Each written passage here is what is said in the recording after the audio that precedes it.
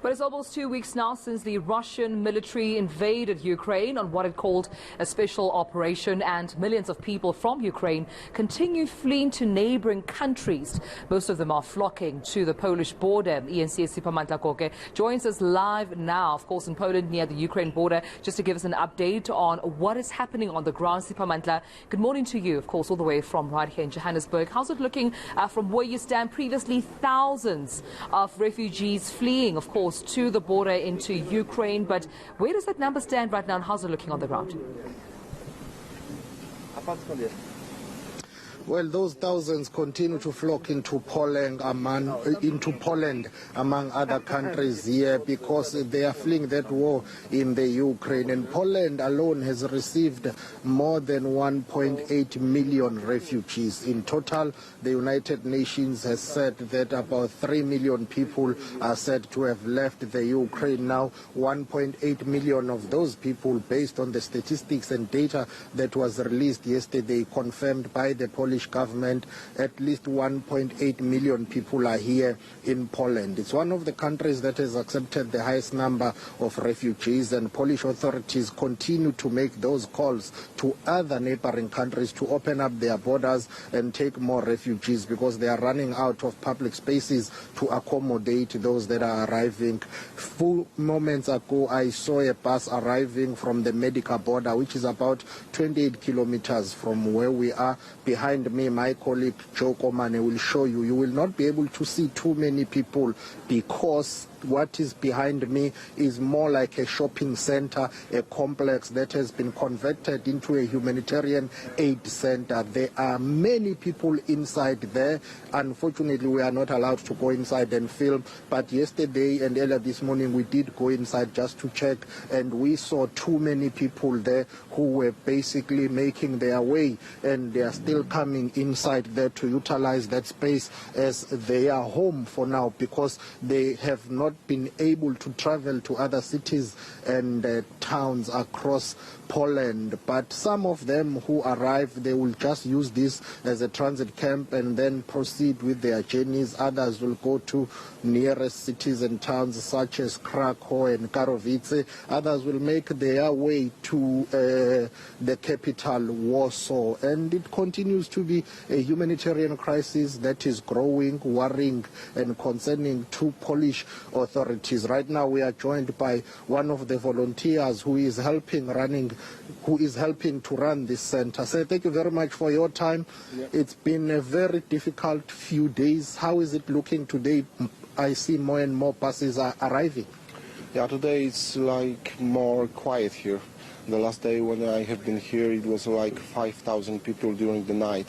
And right now, because of some fire instruction, we cannot have more than some amount of people. So they are coming, and we need to feed them and find some place for them. We also organize transport for them where they want to go. Because I remember at some point you had to close this center temporarily because there were too many people outside and too many people inside. Yes, we did it this night.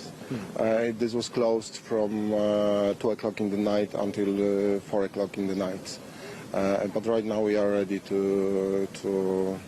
we are open for new people, like 200 people will find some place here.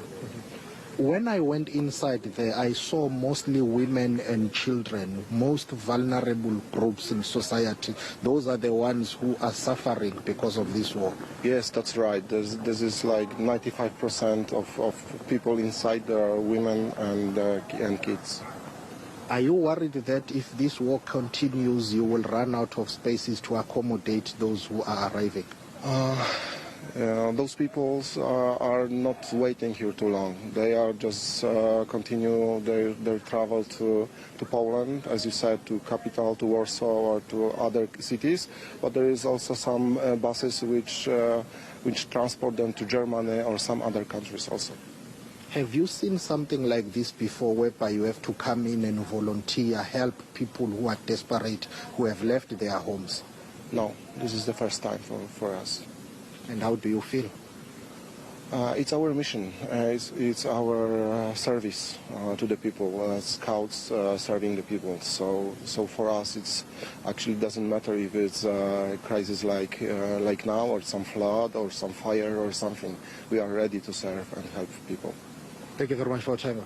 Well, that is one of the volunteers who is helping run this humanitarian aid center here. He has to go back inside. As I see more and more people arriving, for now we will not be able to pen and show you those because they are quite far, but they will make their way here. And it continues to be the same story every day. Yesterday we visited 2 borders between Poland and the Ukraine, and we saw thousands of people crossing, and shopping centers and malls are being converted now into spaces and places to welcome and accommodate people. And one of the borders that we visited yesterday is mainly for people who are crossing using cars, but it's also been opened up now to people who are walking, coming in, because they are desperate. All the borders across Poland are busy, packed with people who are trying to flee the Ukraine. All right, Siphamandla Goge, this is where we'll leave it for now. Siphamandla Goge out in Przemyśl village, of course, in Poland, just close to the border there, where so many people, in their thousands still, are fleeing from Ukraine to Russia, Gareth. That's right, and it's this humanitarian crisis that we're continuing to see unfold. Other countries now having to do whatever they can to ensure just the basic safety, the basic human rights of those who have had to flee Ukraine because of the attacks in that country. We're back to our team live again with Siphamandla Goge and our team later in the morning. But also part of our Eastern European coverage team is eNCA's Jody Jacobs. Well, he had the chance to speak to a refugee in that same village that Tumi referred to, Przemyśl. It's in Poland, near the Ukraine border. Here's what Jody found out. We came here because in our country is war, and all the time is bomb. And we are so tired, we are so afraid. We are all the time, we went to down of the подвал. Into the shelter. Yes, underground. And after my mama is 70 years old, and after three nights this underground, she catch cold. And with temperature 39, we went to our flat, and it was so afraid, so terrible, and she is fever, and it's terrible, really terrible. War is all the time is terrible. I don't understand why it's this country, Russian country, near us, and they make like this to come with war. We have so relative from family in Russian, so many, and many people has a relative there. I don't know what happened. They crazy. I don't know, and even they don't believe that it's here really war. They don't believe when we write. They say this West. Spec operation, sometimes maybe West and East war, maybe some chemical bomb or something. I don't know, it's crazy things they say. It's a terrible tragedy. Our team going to stay on top of the very latest developments for us in Ukraine and Eastern Europe here on eNCA.